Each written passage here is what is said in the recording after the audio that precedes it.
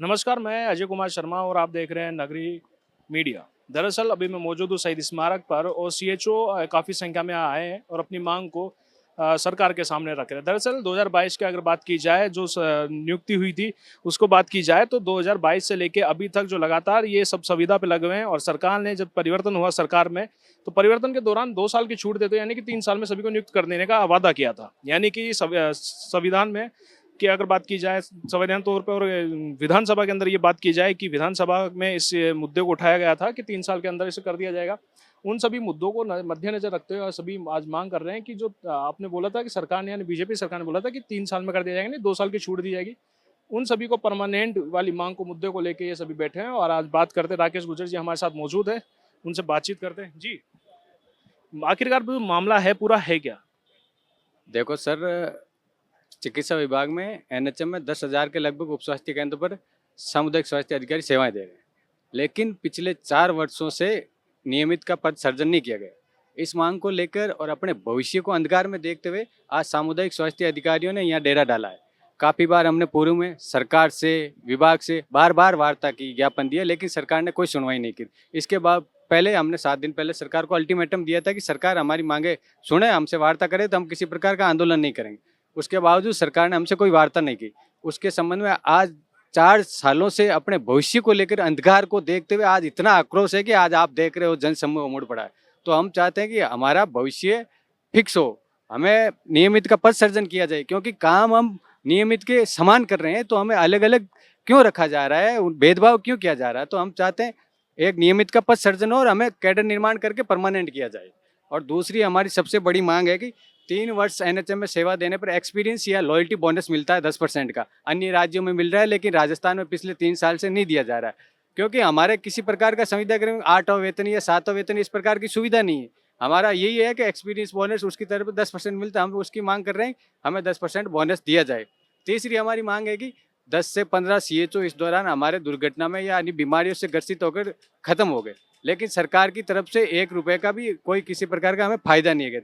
हमारी मांग है कि उस संविदा कर्मी को अगर किसी प्रकार की मृत्यु हो जाती है, तो हम मांग कर रहे हैं कि उनके परिवार को अनुकंपा नियुक्ति दी जाए और एक कम से कम 40-50 लाख का फिक्स पैकेज दिया जाए, क्योंकि वो भी एक कर्मचारी है और परमानेंट कर्मचारियों को खूब पैसा मिलता है, लेकिन संविदा कर्मी होने के नाते हमारा सिर्फ शोषण हो रहा है। हम सरकार से यही मांग कर रहे हैं कि हमारी मांग सब उचित है और सरकार जल्दी से जल्दी हमारी मांगे माने, और सरकार अगर मांगे हमारी नहीं मानती है तो यह धरना अनिश्चितकालीन लंबा चलेगा। अब मेरा आपसे सवाल ये, मैं अभी किसी से बात कर रहा था तो उन्होंने बोला कि बीजेपी सरकार ने इस बात को विधानसभा में उठाया था कि 2 साल की छूट देते, 3 साल में आप सब लोगों को परमानेंट कर दिया जाएगा। तो वास्तविकता आखिरकार नजर क्या आ रही है? क्या सरकार चाह रही है, क्यों नहीं कर पा रही, क्या कारण है? सर, मैं राजेश अध्यक्ष, प्रदेश अध्यक्ष आरएससीएसओ संगठन का।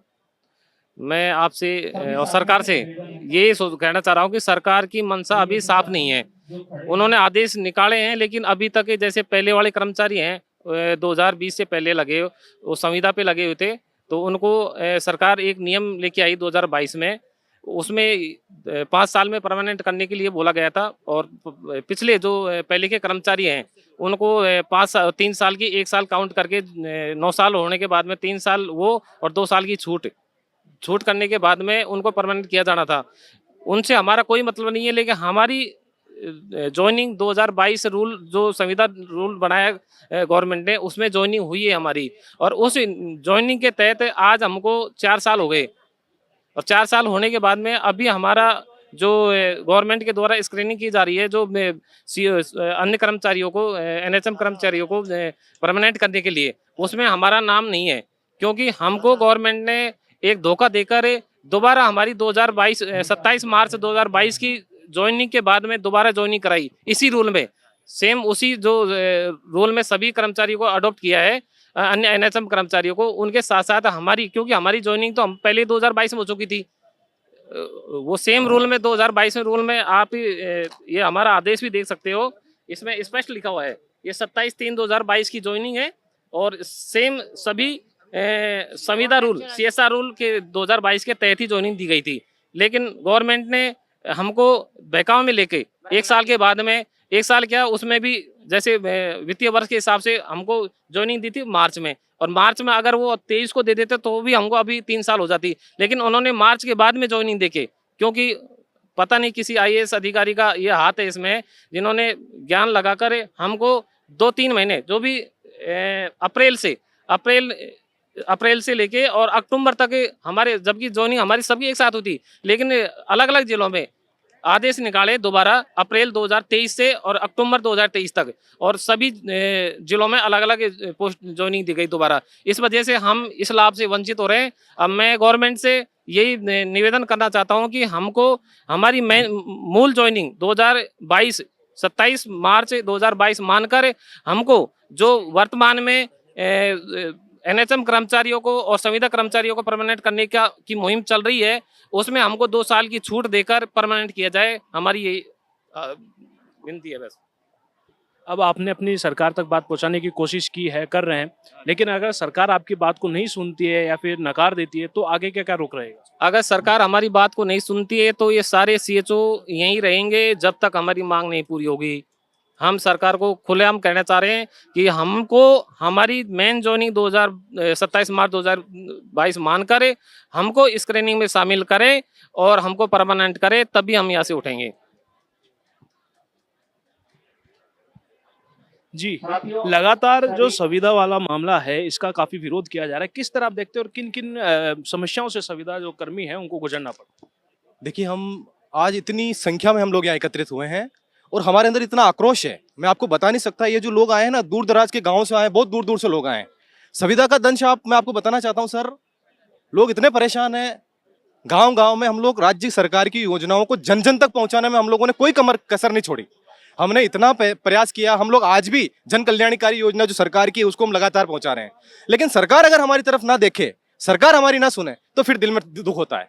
आज हमारी विभाग की एक मिस्टेक की वजह से हमारी ज्वाइनिंग की जो समस्या है वो हो गई। हमें 2022 में ज्वाइन कराया और वापस 2023 में करा दिया, जिससे हमारी जो अनुभव की जो सीमा थी, जो अनुभव हमारा जो था वो खराब हो गया। तो सीधा सीधा 1 साल का नुकसान हो गया। और जहां 5 साल की शिथिलता में 2 साल की शिथिलता है, 3 साल में नियमितीकरण करना है, तो हम उससे पीछे हो गए। तो मेरा सरकार से यही आग्रह है, अगर सरकार नहीं मानेगी तो फिर हम लोगों को यही रास्ता अपनाना पड़ेगा। और क्या सकते हैं हम? ठीक है सर, धन्यवाद सर। तो देखा आपने कि दरअसल ये सीएचओ के पोस्ट पे हैं जो कि संविदा पे भी लगे हुए हैं। दरअसल अगर बात की जाए मुख्यतः तो इनकी मांग है, सिर्फ वो मांगी 2022 में जो इनकी ज्वाइनिंग मिली थी उनको परमानेंट कर दी जाए। 10% बोनस का भी इन्होंने मांग रखी है, 10% बोनस है उसको भी कंप्लीट किया जाए। वो मुख्यतः 2 मांगों को लेकर आज ये प्रदर्शन कर रहे हैं। अगर सरकार इस मामले को शीघ्र सुनवाई नहीं करती है, गहनता में नहीं लाती है, तो ये आंदोलन और भी तेज होने की कगार पे है। फिलहाल अभी देखना ये है कि क्या वास्तविकता में जो सरकार इस मामले को सुन पाती है, क्या इस पे गहनता ले पाती है, क्या इनके जो मांग है उसको पूरा कर पाती है। बने रहिए नगरी मीडिया पर। नमस्कार।